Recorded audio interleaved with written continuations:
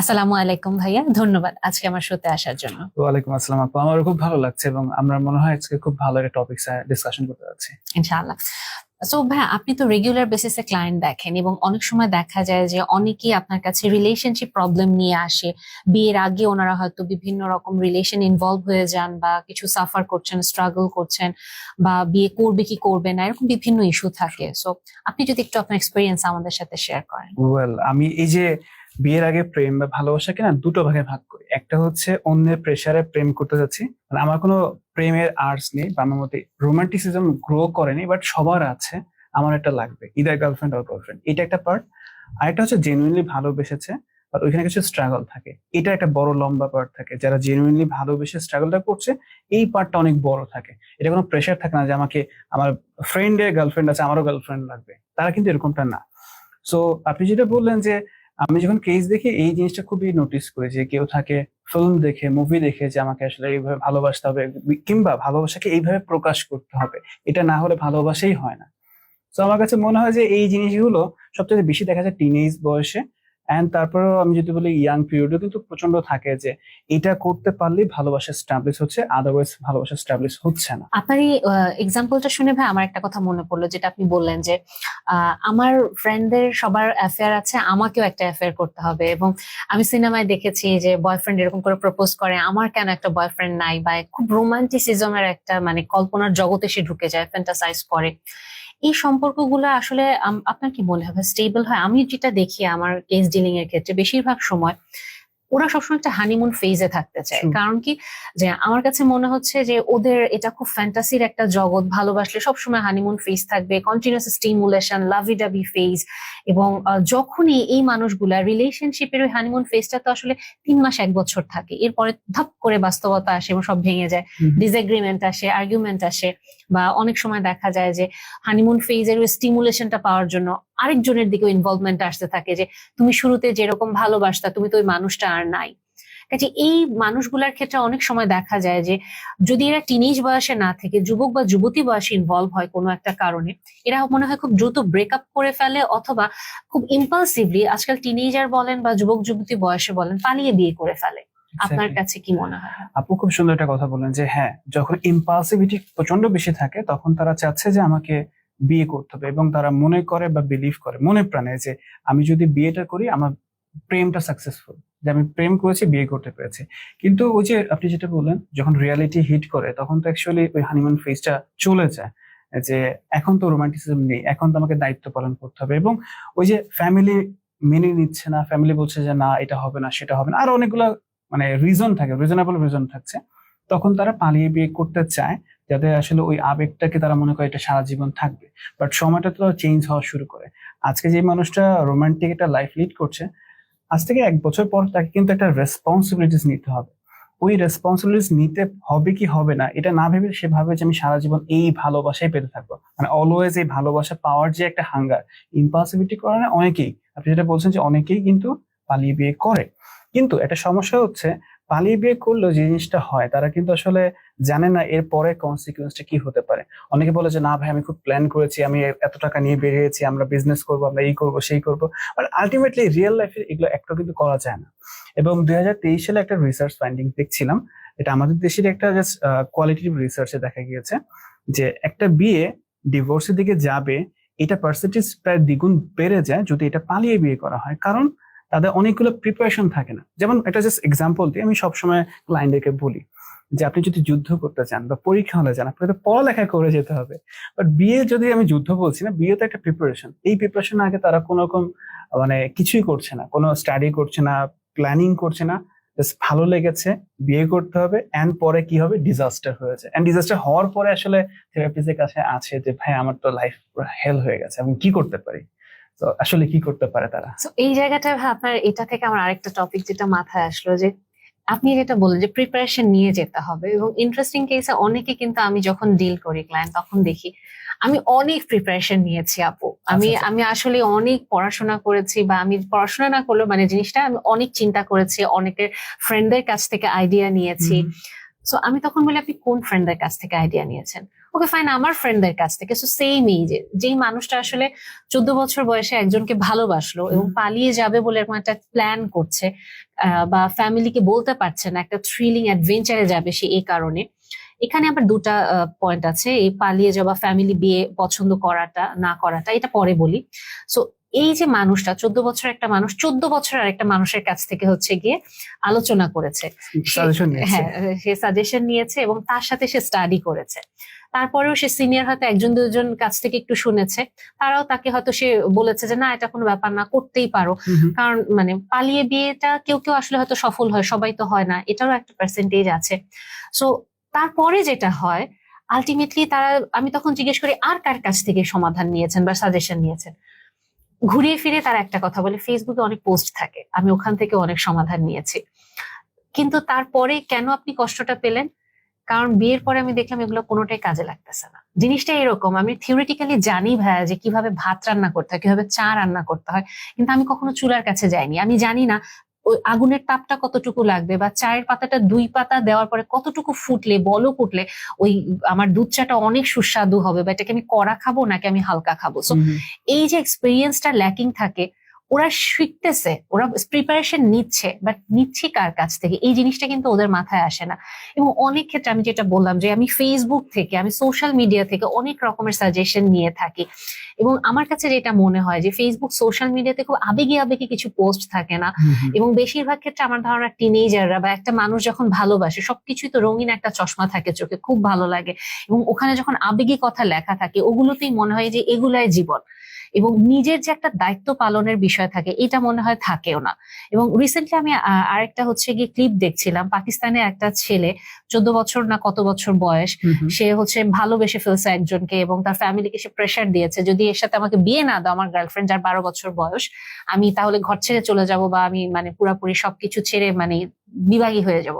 So parents বাধ্য হয়ে প্রচন্ড ধুমধাম করে অন্তত এনগেজমেন্ট করে রেখেছে। কেউ কেউ বলছে মন্দের ভালো, খারাপ একটা পথে যাওয়ার চেয়ে ফ্যামিলিকে ইনভলভ করেছে, সো ফ্যামিলি একটা মীমাংসা করে দিয়েছে। এবং এখানে ভাই আমার আরেকটা কথা আমি যদি আপনার কাছে জানতে চাই, যে এই যে ওরা বললো যে আমরা পালিয়ে বিয়ে করব বা আমরা চলে যাবো বা আমি ওকে অনেক বেশি ভালোবাসি, এই ভালোবাসা আসলে কতদিন থাকে? একটা মানুষের প্রতি কি এই অ্যাটাচমেন্ট আসলে ওদের দীর্ঘ সময় থাকে? এটা আসলে একটা মোহ থাকে, মানে আমার সেম বয়সে আমার বিভিন্ন হরমোনাল সিক্রেশন হচ্ছে, আমার সেরোটোনিন বলেন, অক্সিটক্সিন, এই জিনিসগুলো একটা ভালো লাগা ফেজ দিচ্ছে। বাট আপনি যদি দেখেন যে এই মোহটা যদি কেটে যায় তখন কিন্তু খুবই বাজে ভাবে কেটে যায়, তখন ওই মানুষটাকে দেখতে ইচ্ছা করে না, ও এটা খারাপ সেটা খারাপ। আপনি যেটা বললেন যে স্টাডি করে পিয়ার গ্রুপের থেকে, তো আমি অনেক সময় জিজ্ঞাসা করি আপনি যাকে পছন্দ করেন বা ভালোবাসেন তার কয়টা ভালো গুণ বলেন, 100টা ভালো গুণ বলে দিচ্ছে যে ভাইয়া এত এত ভালো গুণ আছে। যখন জিজ্ঞেস করলাম খারাপ গুণ কি কি আছে, একটাও খারাপ গুণ লিখতে পারতেছেন, তার মানে সে জানি না ওই মানুষের মধ্যে খারাপ কিছু থাকতে পারে, ওয়ারেস সে কিন্তু বিলিভ করে যে মানুষের মধ্যে ভালোও থাকবে খারাপও থাকবে। সো আপনি আপনার পার্টনার সম্পর্কে স্টাডি করেননি বা জানেন না যে তার কি কি খারাপ গুণ থাকতে পারে। সো এই যে ভালোবাসাগুলো তখনই ভেঙে যায় যখন ওই খারাপ ফেজ গুলো দেখতে পাই। আপনি চায়ের খুব একটা সুন্দর উদাহরণ দিলেন, যে আমি জানি কেউ চা বানাতে হয় বাট আমি জীবনেও কখনো চা বানিয়ে দেখিনি। সো যখন মানুষটাকে আমি জানি যে এ তো সবকিছুই ভালো, কত সুন্দর ফিটফাট আমার সামনে ডেট করতে আসছে, ঘুরছে ফিরছে, বা যখন রিয়েল লাইফে এই মানুষটা কিছু কাজ করতে পারছে না, প্রবলেম সলভ করতে পারছে না, লাইফের দিকগুলো করতেই হবে, মাস্ট বি করা দরকার, সেই কাজগুলো করতে পারছে না, তখন মনে হয় যে আমি কাকে বিয়ে করলাম, এই মানুষটা তো কিছুই পারে না। জাস্ট ওই ফেজটা যখনই আসে তখনই আসলে ভালো লাগাটা বা মোহটা একদম শেষ হয়েছে, মানে রিয়ালিটি তখন আসলে হিট করে, তখন সে বুঝতে পারে আমি একটা বড় ভুল করেছি। একটা ছোট্ট কেস বলি, মানে কেসটা মানে খুবই সংক্ষেপে বলবো। 28 থেকে 29 বা 30-এর মধ্যে বয়স, একজন ক্লায়েন্ট আসছেন, তো তিনি খুবই ফ্রাস্ট্রেটেড যে আমি আসলে অল্প বয়সে ভুল করেছি। ভুলটা কি ছিল, আমি যখনই ইন্টারমিডিয়েট পাশ করি বাবা মাকে ফোর্স করে আমি বিয়ে করেছি। বিয়ে 2 বছরের মাথায় আমি দেখি যে আমার সাথে তার কোনো কিছু ম্যাচ করে না। কি কি ম্যাচ করে না? আমি কুকুর বিড়াল ভালোবাসি, আমার পার্টনার ভালোবাসে না। আমি বাইরে ঘুরতে পছন্দ করি, সে সারাদিন ঘরে থাকতে চায়, সে ঘরে কাজ করবে, আমি বাইরে থাকতে চাই। তো আলটিমেটলি আমাদের ম্যাচিং তো হচ্ছেই না, এবং একটা সময় হয়ে যায় যে এটা এক্সট্রা ম্যারিটাল অ্যাফেয়ার্স এর দিকে চলে যাচ্ছে, কারণ আমার তার সাথে কোনো কিছু অ্যাডজাস্ট করছে না। ইন্টারমিডিয়েটে যখন 2 ঘন্টা 3 ঘন্টা আবার ডেট করতো তারা, তখন এটা ভালো লাগতো এবং তাকে ইমপ্রেস করার জন্য সবকিছুই করতো। বাট বিয়ের পর তো ইমপ্রেশন থাকেন, তখন তো চলে আসে রেসপন্সিবিলিটিস, আমি কি করব, তুমি কি করবা, কতটুকু কাজ আমরা ভাগ করে নিচ্ছি, একসাথেই তো সংসারটা রান করতে হবে।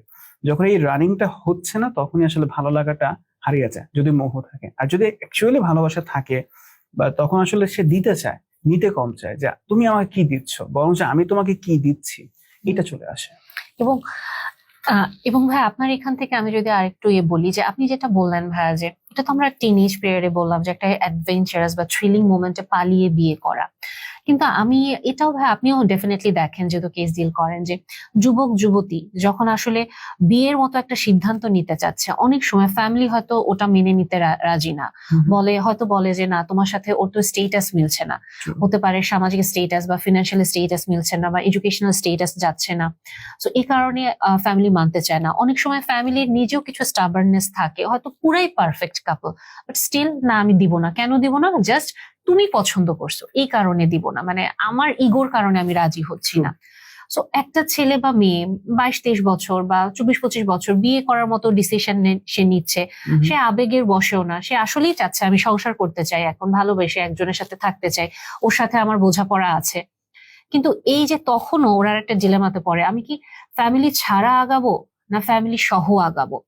অনেক ক্ষেত্রে দেখা যায় যে একজন পার্টনার হয়তো তখন বলছে যে না ফ্যামিলি সহ আগাবো, আরেকজন বলছে যে না আমার ফ্যামিলি তো রাজি হচ্ছে না, বা আমার তো ওই সাহসী নাই যে আমি ফ্যামিলিকে বলবো, হ্যাঁ আমি কনভিন্স করব কিভাবে, বা আমি যদি আমার ফ্যামিলিকে বলিও তোমার সম্পর্কে, ওরা হয়তো আমাকে প্রচন্ড রকম ভাবে বাজে কথা বলবে, বা হয়তো তোমাকে বা তোমার ফ্যামিলিকে বাজে কথা বলবে, এরকম বিভিন্ন রকমের মানে দিতে থাকে, অজুহাত দিতে থাকে, এবং এটা দিতে দিতে সম্পর্কে টানাপোড়েন শুরু হয়ে যায়। এবং তখন কোনো একটা দিন হয়তো পার্টনার যখন খুব বেশি প্রেশার দিচ্ছে যে না তুমি এটা করতেই হবে করতেই হবে, তখন হয়তো হুট করে ডিসিশন নিয়ে ফেলে দুজনে, আচ্ছা ঠিক আছে যেহেতু হচ্ছে না চলো আমরা আগে কাজী অফিসে গিয়ে বিয়ে করে ফেলি। এই যে কাজী অফিসে গিয়ে বিয়ে করে ফেলি, এটাও কিন্তু কাইন্ড অফ একটা পালিয়ে বিয়ে করে, যে ফ্যামিলির কেউ জানে না, বাট আমরা বিয়ে করে ফেললাম এবং তারপরে কি হবে ভবিষ্যতে দেখা যাবে, তখন আমরা ফ্যামিলিকে বলবো এবং ওরা তো তখন বাধ্য হয়ে বিয়েটা দিয়ে দিবে।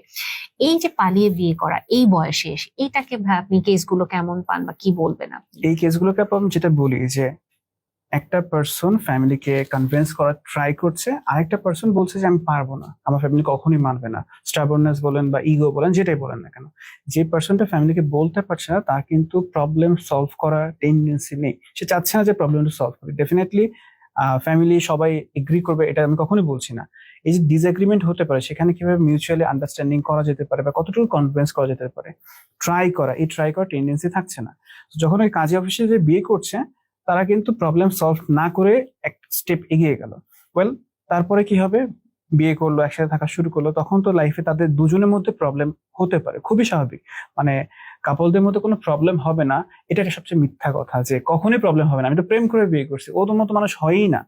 সো যখন প্রবলেম গুলো হবে ওই পার্সনটা কিন্তু প্রবলেম সলভ করতে চাইবে না, সে বলবে রেখে দিই, থাক, এই বিষয়ে কথা না বলি। তখন আস্তে আস্তে জিনিসটা আরো বড় হতে থাকে। মানে ছোট্ট একটা ফোড়া হয়েছিল, সেই ফোড়াটাকে আমরা কোনো কিছু দেখি নাই, আমরা ফোকাস করি নাই, আস্তে আস্তে টিউমারের দিকে চলে যাচ্ছে। সো পালিয়ে বিয়ে করা সবচেয়ে বড় যদি সমস্যার কথা বলা হয়, যে পার্সনটা আসলে পালিয়ে বিয়ে করতে চাচ্ছে সে জাস্ট তার প্রবলেমটাকে স্কিপ করছে। আমি বলি না সব প্রবলেম সলভ হয়ে যাবে, বাট আপনি সলভ করার বা ট্রাই তো করতে পারেন। ট্রাই না করে আমরা পালিয়ে যাচ্ছি এন্ড ভাবছি যে আমাদের লাইফটা খুব সুন্দর হয়ে যাবে। এবং ভাইয়া এখান থেকেও মনে হয় যে এই যে আমার পালিয়ে বিয়ে করার যে একটা টেন্ডেন্সি, আপনি যেটা বললেন খুব সুন্দর একটা পয়েন্ট, যে ওই মানুষটা তো প্রবলেম সলভিং ক্যাপাবিলিটি নাই, এবং ডেফিনেটলি লাইফে যখন সে আরো অন্য সমস্যাগুলোতে পড়বে সে তো অলওয়েজ এসকেপ করতে চাইবে। এবং দুইজনের কিন্তু তাহলে এখানে আমরা দেখতে পাই ব্যক্তিত্বের গড়নটা আলাদা। একজন হচ্ছে ফেস করতে চাচ্ছে যে না আমি বলছি এটা নিয়ে কাজ করি চলো, কেন তুমি কমিটমেন্ট দিয়ে কমিটমেন্টটা রাখবা না, কারণ যখন তুমি আমাকে কমিটমেন্ট দিয়েছো আমার পাশে থাকবা, কেন তুমি আমার হাত ছেড়ে চলে যাবা, এই কোয়েশ্চেন গুলা কিন্তু ভ্যালিড কোয়েশ্চেন। কিন্তু তখন হয়তো অপর পক্ষের যিনি থাকে, যিনি একটু দুর্বল, যিনি বলছে চলো পালিয়ে করে ফেলি বা পালিয়েও বিয়ে করবো না, অনেক ক্ষেত্রে এটাও বলে যে ঠিক আছে তুমি তোমার রাস্তায় যাও আমি আমার রাস্তায় যাই। যখন পালিয়ে বিয়ে করার সিদ্ধান্তটা দিয়ে দেয় তখন যেটা হয় যে তার মানে ওই পার্সনটা প্রবলেম সলভার না, এবং সে হয়তো অ্যাকচুয়ালি লাইফে সারা জীবনই এরকম একটা সেফ পজিশনে থাকতে চাইবে এবং আপনি রিস্কি পজিশনে যেতে চাবেন। এই যে ব্যক্তিত্বের গড়নের যে পার্থক্যটা, এটাও কিন্তু অনেক সময় আমরা খেয়াল করি না।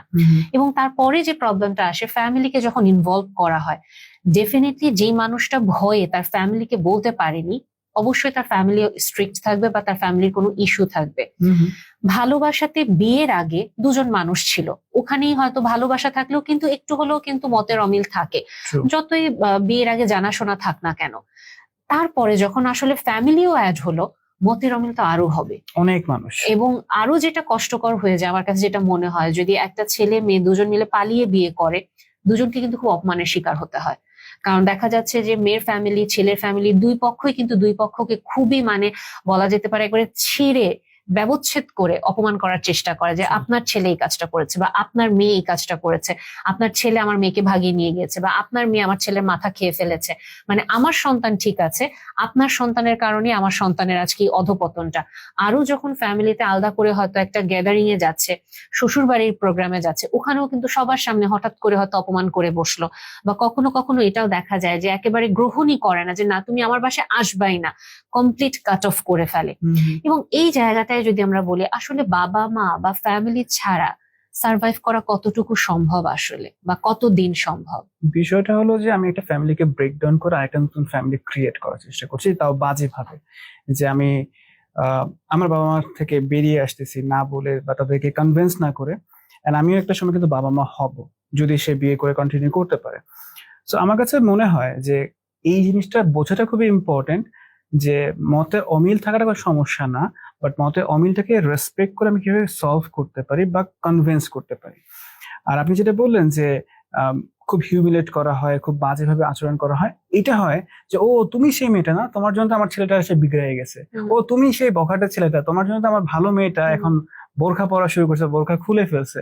যাই হোক, মানে বিষয়গুলো এমন থাকে যে সব দোষ হচ্ছে ওই ছেলেটা বা ওই মেয়েটা। আমার ছেলে বা আমার মেয়ে একদম ধোয়া তুলসী পাতা, তার দ্বারা কোনো সম্ভবই না কোনো ভুল করা। এই যে একটা বায়াসনেস থাকছে, এই বায়াসনেসের জন্য হয় কি কখনই আসলে ওই সম্পর্কটা ভালো করার চেষ্টা করা যায়ই না। ছেলেটা বা মেয়েটা হয়তো চেষ্টা করতে পারে ইন লজ ফ্যামিলির সাথে একটু সম্পর্ক ভালো করি, বাট ওই যে তুমি সেই ছেলেটা না?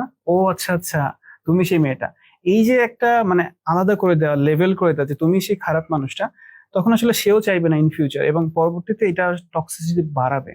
যে কি দরকার আছে সম্পর্ক রাখা? ইভেন ইভেন এমনটাও হয়েছে, তুমি যদি তোমার বাবা মার সাথে সম্পর্ক রাখো, আমি তোমার সংসারে থাকবো না, আমি চলে যাবো। এক্স্যাক্টলি। তুমি যদি তোমার বাবাকে টাকা পয়সা দাও, আমি তাহলে চলে যাব। মানে দুই পক্ষের একটা জিনিস হয় কি যে আমি তোমার বাবা মাকে দেখতেই পারি না, বাট সে ভুলে যায় ওই বাবা মার সন্তানই সে, তার মধ্যে তার জেনেটিক ফ্যাক্টর গুলো আছে। মানে যেই লোকটাকে আমি ভালোবাসি বা যে মহিলাটা আমি ভালোবাসি, তার মধ্যেও কিন্তু তার বাবা মার কিছু না কিছু বৈশিষ্ট্য আছে, যেটাকে আমরা একদমই ওভারলুক করে চলে যাই। ছেলেটা যদি বলে যে তোমার মা এরকম ছিল, আমাকে খারাপ ব্যবহার করছে, তার মানে সেই মহিলা বা শাশুড়ি মেয়েই হচ্ছে তার ওয়াইফ। এই জিনিসটা ভুলে যায় আমরা, ম্যাক্সিমাম ক্ষেত্রে ভুলে যায়। সো আমার কাছে মনে হয় যে প্রবলেম ডেফিনেটলি থাকবে। পালিয়ে গেলে যে সবচেয়ে বড় প্রবলেম হয়, রিয়েলিটিটা চেক করা হয় না। এই রিয়েলিটি চেক না করলে পরবর্তীতে বিশাল বড় বড় প্রবলেম আসলে ওয়েট করছে। এবং আমার কাছে এটাও মনে হয় কি ভাইয়া, যে যখন এই যে পালিয়ে বিয়ে করার অপশনটা চলে আসে, প্রথমত আমাদের উচিত ফ্যামিলির একটু মানে আগিয়ে আসা, হেল্প করার জন্য, যে আচ্ছা মানে আমরা যেন ফ্যামিলিকে অন্তত বলতে পারি যে আমার একে পছন্দ। মানে সবাই যদি একসাথে আমরা অনেক স্ট্রিক্ট হই, অনেক টাফ হই, তাহলে ফ্যামিলি কেন? ফ্যামিলি তো ওই উষ্ণতাটা দিবে, বা ওই শান্তিটা দিবে, বা ওই নিরাপত্তা বোধটা দিবে, যে আমি কাউকে গিয়ে একটু মন খুলে বলতে পারবো। সো আমি যদি সবাইকে না বলতে পারি, একজনকেও যদি বলতে পারি, কারণ অনেক ফ্যামিলিতে এরকমও দেখি হয়তো মা রাজি না কিন্তু বাবা রাজি, বাবা হয়তো সফট থাকেন, বা অনেক ক্ষেত্রে বাবা রাজি না মা রাজি থাকেন। সো একজন যদি রাজি থাকেন ফ্যামিলিতে, এবং উনি যদি আসলেই দেখেন যে আমার মেয়ে বা ছেলে যাকে পছন্দ করছে ও আসলে ভালো একটা ফ্যামিলি থেকে বিলং করে, ও ভালো মনের মানুষ, সুস্থ একটা মানুষ, তাহলে আমরা তো এগিয়ে যেতেই পারি। আমার ফ্যামিলিতে আমার রিলেটিভরা আছে যারা দায়িত্ব নিয়ে হয়তো আমার আমার বাবা মা মাকে বোঝাবে, যিনি কিনা রাজি না, বা অন্যান্য সবাই রাজি, একজন মানুষ হয়তো রাজি না। ঠিক আছে, যেহেতু আমি কমিটমেন্ট দিয়ে ফেলেছি তাকে, এবং আমি তার সাথে জীবনটা কাটাতে চাই, আমরা হয়তো তখন আস্তে আস্তে একসাথে আগাতে পারি। কিন্তু আমরা যদি এরকম হয় যে ওই একজন যে রাজি না, ওনার জন্য একেবারে ফুল ফ্যামিলি ডিনাই করে দিল আমাকে, তাহলে আমার ফ্যামিলিরও মনে হয় আসলে এটা বোঝা উচিত যে তাহলে এই ছেলে বা মেয়েটা কি করবে। ও তো আসলে আরেকটা মানুষকে ভালোবেসে ফেলেছে, এবং একটা মানুষকে ভালোবাসার পরে আমি যদি আবার নতুন করে আরেকটা মানুষের সংসারে চলে যাই, আমার ট্রমাটা হিল না করে, আমার ডেফিনেটলি আমার নতুন সংসারে গিয়ে আমার সমস্যা হবে।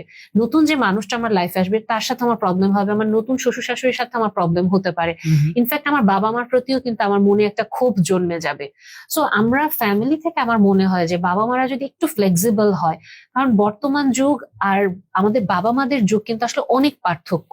আমরা যদি দেখি আমাদের বাবা মাদের যুগেও কিন্তু মানুষজন পালিয়ে বিয়ে করেছে, এবং এটাও কিন্তু এখন বর্তমানে যারা অ্যাকচুয়ালি মানে সফল দম্পতি হতে পেরেছে পালিয়ে বিয়ে করার পরে, তারা কিন্তু খুব বোস্টফুলি বলে, এই আমরা কিন্তু এটা করেছিলাম ওইটা করেছিলাম। কিন্তু কষ্টটা হচ্ছে এটা যে বেশিরভাগ ক্ষেত্রে পালিয়ে বিয়ে করার সম্পর্কগুলো টিকছে না।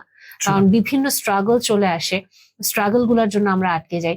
সো ফ্যামিলির যে স্ট্রাগলটা, এটাকে আপনি কি বলবেন যে বাবা মারা আসলে আসলে আরেকটু কিভাবে ডিল করতে পারে, কিভাবে ইজি করতে পারে সন্তানদের জন্য? ওকে, প্যারেন্টসদের যে ভুলটা আসলে হয়, ভুল বলবো এই কারণে তারা আসলে সন্তানের বয়সে যে চিন্তা করে দেখে না। মানে বাবার বয়স 60, মেয়েটার বয়স 25, বাবা মনে করে যে আমি তো তোমার বয়সটা পার করে আসছি, সবই জানি। ডেফিনেটলি তিনি সবই জানেন, কিন্তু আসলে তিনি ভুলে যাচ্ছেন যে মানুষটা ডিফারেন্ট। এবং যখন এই স্টাবারনেস থাকে, আমি যাকে পছন্দ করছি ওই ছেলেকেই বিয়ে করতে হবে, এবং মেয়েটা বা ছেলেটা যখন আসলে কিছুই করতে পারছে না, তখন হয় কি মেয়েটার ভেতরে বা ছেলেটার ভেতরে একটা কম্পারিজন চলে আসে যে আমার পার্টনারটা তো এরকম ছিল, ও তো আসলে এরকম করতে পারতো, নতুন মানুষটা তো আসলে বুঝে না।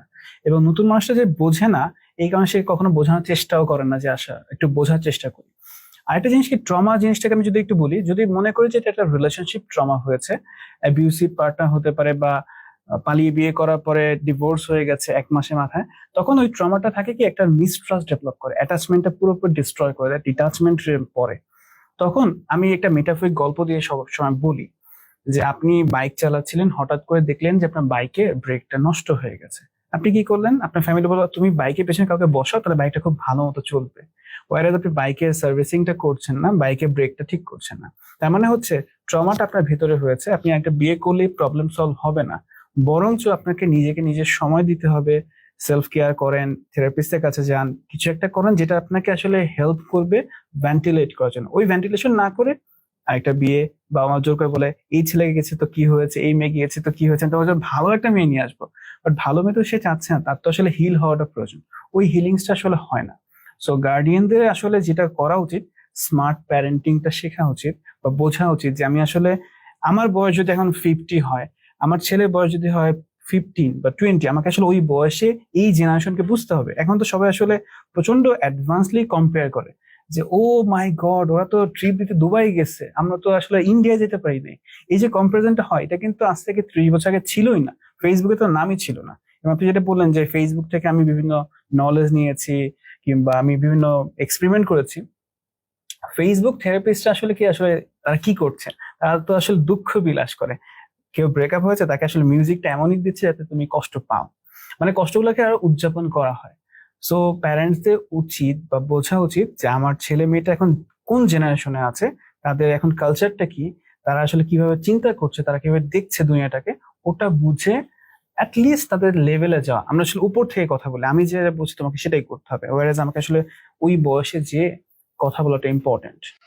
আর আপনার কথা থেকে ভাই আমার আরেকটা কথা যেটা মাথায় আসলো, যে অনেক সময় আমি যেটা বলছিলাম যে পালিয়ে বিয়ে করলে হয়তো সফল হলো না সম্পর্কটা, এবং বাবা মার লাইফেই হয়তো এরকম কোনো ট্রমা আছে, সো তাদের ভিতরে হয়তো মিসট্রাস্টটা ডেভেলপ করে গিয়েছে। এই কারণে অনেক সময় দেখা যায় সন্তান যদি এসে বলে যে আমি এরকম একটা সম্পর্কে আছি, আমি আগাতে চাইছি, হয়তো পরিবারের মামা খালার সাথেও বলে ফেলেছে, যাদের সাথে ফ্রি থাকে ওনারা হয়তো বলছে যে না ঠিক আছে আমরা দেখেছি ভালো, বা হয়তো মা রাজি, কিন্তু বাবার যদি মিসট্রাস্ট থাকে বা মায়ের যদি ট্রমাটা থাকে, তখন কিন্তু ওনারা বেঁকে বসেন, ওনারা বলে যে না এরকম সম্পর্ক ভালো হয় না, এটা টিকবে না।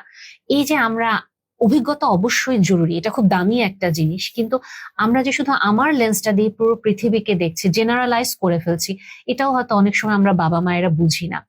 আমরা বাবা মায়েরা, আমার কাছে যেটা মনে হয় যে সন্তানের জন্য সবচেয়ে যেটা বেস্ট, ওই কোয়ালিটিটাই আমরা দিতে চাই, ওরা যেন নিরাপদ থাকে, রিস্ক ফ্রি একটা লাইফে আমরা ওদেরকে রাখতে চাই। কিন্তু ওই রিস্ক ফ্রি লাইফে রাখতে গিয়ে আমরা যেন নিজের ইগোটাকে মানে বেশি প্রায়োরিটাইজ না করে ফেলি, বা আমরা যেন শুধুমাত্র মনে করি যে আমি ঠিক, ওর কথা ভুল, বা আমার ভাই বোন যারা সবাই দেখছে ওনাদেরও কিন্তু অভিজ্ঞতা আছে, ওনাদের অভিজ্ঞতাও ভুল, আমরা ওনাদেরকেও নালান ভয়েড করে দিচ্ছি। এটা কিন্তু আসলে মনে হয় আমার ক্ষেত্রে খুব এক্সট্রিম হয়ে যায়। বাট হ্যাঁ, ডেফিনেটলি যদি এরকম হয় যে বাবা মা তো না বলছেই, সাথে মামা খালা চাচা সবাই মোটামুটি যাদের সাথে ফ্রি ফ্রেন্ডলি, তারাও বলছে সম্পর্কটা টিকবে না, তুমি এগিয়ে যেও না, তখন কিন্তু আসলে আমাদের রিথিঙ্ক করা উচিত। কারণ এই যে আমরা বারবার বলছি যে পালিয়ে বিয়ে করতে গেলে কিছু হ্যাসেল আমাদেরকে ফেস করতে হবে, কিছু রেসপন্সিবিলিটি নিতে হবে, আমরা কি এটার জন্য প্রিপেয়ার কিনা। সো আমার কাছে যেটা মনে হয়, আবেগ দিয়ে তো আসলে জীবন চলে না। এবং আমার কাছে কয়েকজনই দেখা যায়, মানে কয়েকজন না, মানে বেশ আমার কাছে মেসেজ আসে হোয়াটসঅ্যাপে যে আমি জানি আপনি বলেছেন যে ভালোবাসা দিয়ে শুধু জীবন চলে না, কিন্তু আমি তোকে ভালোবাসাটা বন্ধ করতে পারছি না।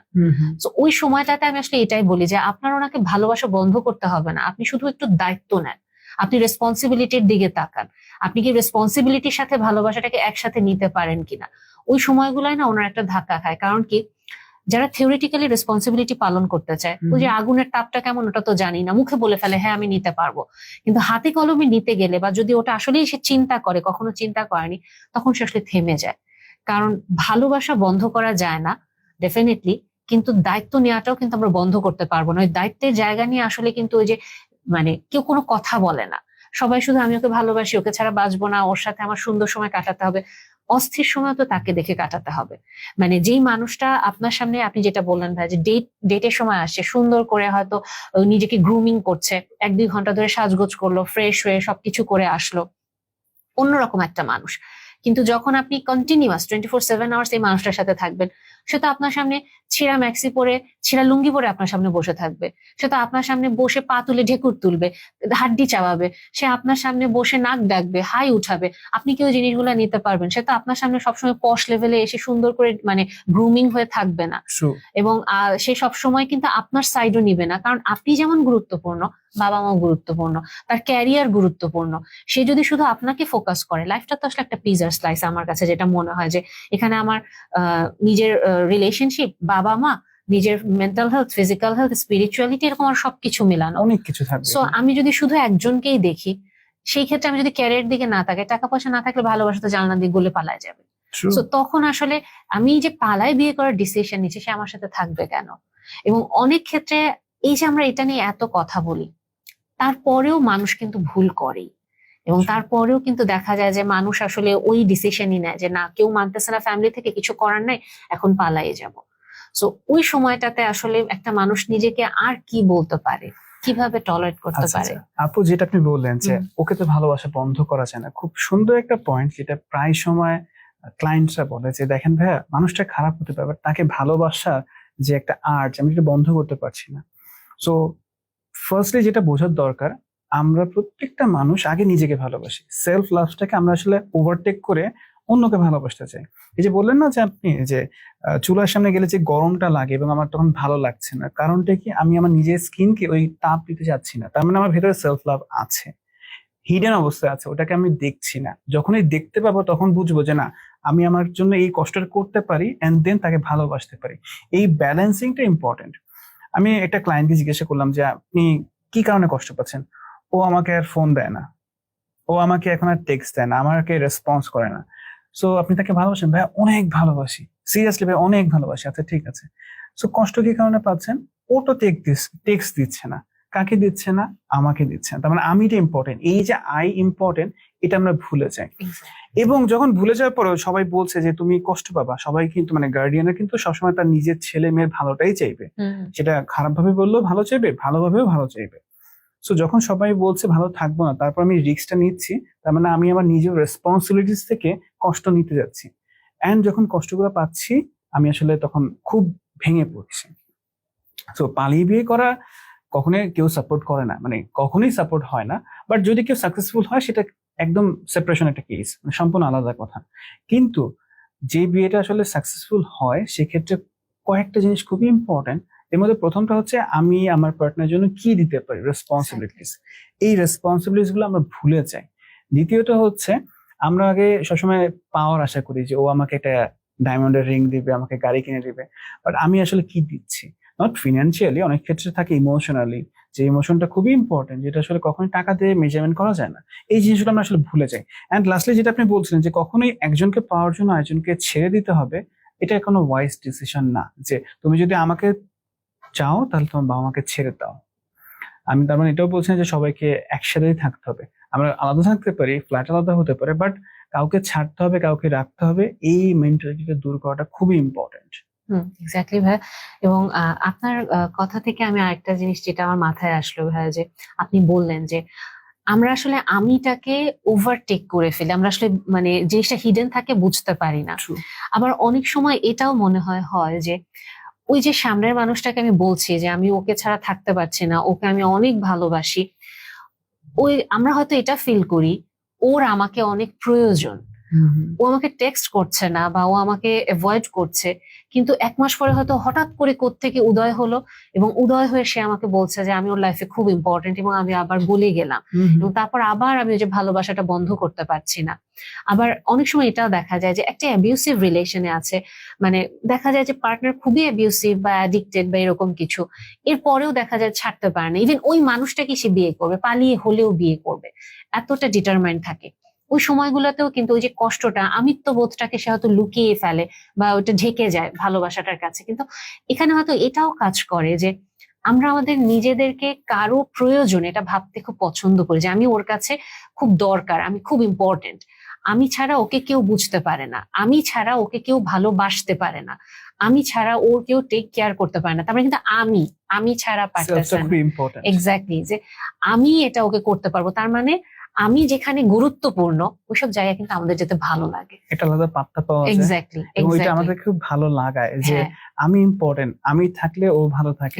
তার মানে আমি হচ্ছে সেই সূর্যটা, তুমি হচ্ছে সেই চাঁদ, মানে আমার আলোতে তুমি আলোকিত হচ্ছ। এক্স্যাক্টলি, এবং এই কারণে ওই যে মানে ও যেহেতু আমাকে ছাড়া থাকতে পারতেছে না, তাহলে আমি ওর সাথেই থাকি। আমার যখন কষ্টটা লাগবে, যখন ওই যে ভালোবাসার মোহটা কেটে যাবে, তখন তো পুরো র ভার্সন চলে আসবে, এবং ওই সময়টাতে আসলে আমরা দেখা যায় যে আমাদের ভালোবাসার রেসিপ্রোকেশনটা পাচ্ছি না, তখন আস্তে আস্তে ডিস্টেন্স আসে, তখন আমরা এটা ইয়ে করে যে না, আমাদের আসলে সম্পর্কটা থেকে বের হয়ে আসতে হবে। এবং এরকম কেস অনেক পাই ভাইয়া, যেটা হচ্ছে যে ওই আপনি যেটা বললেন যে 14-15 বছর বয়সে বিয়ে করে ফেলেছি, বা 18-20 বছর বয়সে বিয়ে করেছি, কিন্তু এরপরে দেখলাম যে হচ্ছে না, বা শ্বশুরবাড়ি এত টক্সিক যে আমি আসলে ডিভোর্স দিতে বাধ্য হয়েছি, চলে এসেছি। অনেক সময় হয়তো বাবা মা তাও রাজি হয় যে না ঠিক আছে, বিয়ে করে ফেলেছো, ঠিক আছে, দুজন মিলেই আমরা তাহলে রাখি। এরপরে অনেক সময় যেটা হয়, আপনি একটু আগে একটা কেস শেয়ার করছেন যে এক্সট্রা ম্যারিটাল অ্যাফেয়ার ইনভলভ হয়ে যায়। কারণ ভার্সিটি লাইফে যখন আমরা আসলে যাই, আমাদের সামনে না অনেক অপশন চলে আসে, হাজারে বিজারে রং আমাদের সামনে, কত বড় ভাইয়া, কত বড় আপু, ছোট আপু, কতজন কত ভাবে প্যাম্পার করছে, ফ্লার্ট করছে, ফ্লিং হচ্ছে আমাদের। সো তখন কিন্তু আমরা আর ওই একটা মানুষে থাকতে চাই না। তখন আমার কাছে মনে হয় যে আমি তো ভুল করে ফেলেছি, আমার তো পৃথিবীটা খুব ছোট হয়ে গেল, অপশন তো কমে গেল, এখানে হাজার হাজার অপশন। আর এটাও তো ভাই সত্যি, বর্তমানে সোশ্যাল মিডিয়া কারণে আমাদের অপশন প্রচুর বেড়ে গেছে, যে আমরা যে কোনো মুহূর্তে ভালো লাগছে না ওকে দেখতে, আমি সাথে সাথে হয়তো ফেসবুকে বা টিকটকে গিয়ে একটা মানে ফিল্টার অ্যাড করে একটা ইয়ে করে ফেললাম, একটা কিছু পোস্ট করে ফেললাম, সবাই আমার প্রশংসা করতেছে, আমার হাজবেন্ড বা আমার পার্টনার প্রশংসা না করলে আমাকে যায় আসে না, হাজবেন্ডেরও ভালো লাগতেছে না, সে কাউকে নক করলো, আবার রিপ্লাই পেয়ে যাচ্ছে, তুমি সময় দিচ্ছ না তো কি হয়েছে, আমি তো পর্নো দেখতে পাচ্ছি, আমি তো হচ্ছে গিয়ে এখানে মানে সেক্সটিংও করতে পারছি, সবই করতে পারছি। সো এই যে আস্তে আস্তে সম্পর্কগুলোর যে দূরত্ব আসে, এর জন্য দেখা যায় যে বাবা মা মেনে নিলেও না সম্পর্কগুলো আর টিকে না, ডিস্টেন্স হয়ে যায়, ডিভোর্স হয়ে যায়। সো আলটিমেটলি ভাই, আপনার কাছে যদি আসলে কোনো টিনেজ কেউ আসে, বা যখন আসলে কোনো যুবক যুবতী আসে এবং এরকম ডিসিশন দেয়, চায় আপনার কাছে যে আমি আসলে এখন পালিয়ে বিয়ে করব, আমার ফ্যামিলি হয়তো মানছে না, তাহলে ভাই আমি এখন আপনাকে যে প্রশ্নটা করতে চাইবো যে তাহলে আপনার কাছে যখন একজন টিনেজ বা একজন যুবক যুবতী আসছে, বলছে যে ফ্যামিলি মানছে না, কিছু না, ওকে ছাড়াও থাকতে পারবো না, বিয়ে করতে চাই, পালিয়েই বিয়ে করব, বাবা মা যেহেতু মানছে না, তখন আসলে ভাই আপনি কি বলেন? এবং ওভারঅল এটা হয়তো আপনার এই কথার মাধ্যমে যারা প্রোগ্রামটা দেখছে, আসতে পারছে না আমাদের কাছে, ওনাও হয়তো একটু বেনিফিশিয়াল হবেন। সো আপনি যদি কিছু বলেন সবার উদ্দেশ্যে। ওকে আপু, এই জায়গাটা আমি যখন ক্লায়েন্ট আসেন একটা কথা সবসময় বলি যে আমরা একটু সময় নিয়ে তারপর ডিসিশনটা মেক করি। মানে বিষয়টা হলো, স্টুডেন্ট মনে করলাম সে কলেজে পড়ে, তো বললাম যে কোন ইয়ারে আছেন, সেকেন্ড ইয়ারে আছি, তো কতদিন লাগলো এখানে আসতে, কলেজে আসতে? বললো 12 বছর, কারণ ক্লাস 1 থেকে হিসাব করে আসলে তাহলে আপনি 12 বছর পর কলেজের সেকেন্ড ইয়ারে আসছেন। তো বিয়ের মতো প্রিপারেশনটা নেওয়ার জন্য, বা তাকে যেহেতু ভালোবাসেন, ভালোবাসতে থাকেন, সমস্যা নেই, ডিসিশনটা একটু পরে নেন। মানে পরে বলতে আমি এই সময়টা কিল করতে বলছি না, ইনসাইটফুল হতে বলছি। আপনি দুনিয়াটা দেখেন, আপনি এক্সপিরিয়েন্স করেন, এতে হবে কি আপনাকে ওই আফসোসটা করতে হবে না যে আমি কাকে বিয়ে করলাম যে কিনা আমাকে কিছুই করতে দিচ্ছে না বা পাত্তা দিচ্ছে না। সো সবার উদ্দেশ্যে যেটা বলতে পারি যে আমরা একটু সময় নিই, একটা পজ দিই। আমরা অলওয়েজ হিউম্যান বিং এর মধ্যে একটা খুব কমন টেন্ডেন্সি হচ্ছে, কেউ অ্যাকশন দিল আমি রিয়াক্ট করব। ভালোবাসতে আমাকে ভালোবাসা দিতেই হবে, মানে আই লাভ ইউ বলে আই লাভ ইউ টুই বলতে হবে। ওটা আমি কিন্তু ভেবে বলতে পারি যে আমি কি আসলে ওকে মন থেকে ভালোবাসি নাকি আমি নিজেকে নিজে ভালোবাসি। সো ওই পজটা দেওয়াটা ইম্পর্টেন্ট, অ্যান্ড দেন আপনি রেসপন্স করেন। এতে যেটা হবে আপনার লাইফটা একটু সুন্দর হবে। হুট করে সিদ্ধান্ত কখনোই ভালো কিছু নিয়ে আসে না। মানে আমরা যখন ইম্পালসিভ থাকি তখন আমাদের লজিক্যাল ব্রেনটা কাজ করে না, অলওয়েজ ইমোশনাল ব্রেনটা কাজ করে। Emotional brain most of the time আপনাকে ভুল সিদ্ধান্ত নিতে পুশ করে যে এটাই করতে হবে। লাইক রাগের মাথায় ভুল সিদ্ধান্ত নেওয়া হয়, রাগ একটা আবেগ আর কিছুই না। থ্যাংক ইউ ভাই আপনাকে আমার প্রোগ্রামে আসার জন্য, এবং এই শোটার মাধ্যমে আশা করি অনেক ইনসাইটফুল কথা আমরা বলেছি, এবং যারা আসলে পালিয়ে বিয়ে করার মতো সিদ্ধান্ত নিতে চাইছে ওরা অন্তত বুঝতে পারবে যে এই সিদ্ধান্তটা ওদের জন্য ক্ষতিকর হবে, কোনো ভালো কিছু বয়ে নিয়ে আসবে না। এবং যারা আসলে খুব মানে বুক ফুলিয়ে বলে যে আমি একসময় পালিয়ে বিয়ে করেছি বা খুব রোমান্টিসাইজ করে জিনিসটা, ওরা আসলে আপনাদেরকে এই তথ্যটা দেয় না যে ওরা কি পরিমাণ সাফারিংস এর পরে এখন ভালো আছে, এবং আপনি কি আসলে সাফারিংসটা নিতে প্রস্তুত কিনা। এবং বর্তমান যুগে আমরা কন্টিনিউয়াস স্টিমুলেশনে থাকি এবং বেশিরভাগ মানুষ আমরা সাফারিংস নিতে প্রস্তুত না, আমরা একটুখানি কষ্ট পেলে হাহাকার করে উঠি। সো আমাদের ডেফিনেটলি একটু বুঝতে হবে যে আমার লাইফটাকে আমি কোথায় নিয়ে যাচ্ছি, এবং আশা করি আমাদের এই শোটা আপনাদের ভালো লাগবে এবং পরবর্তীতে আবার দেখা হবে। আসসালামু আলাইকুম।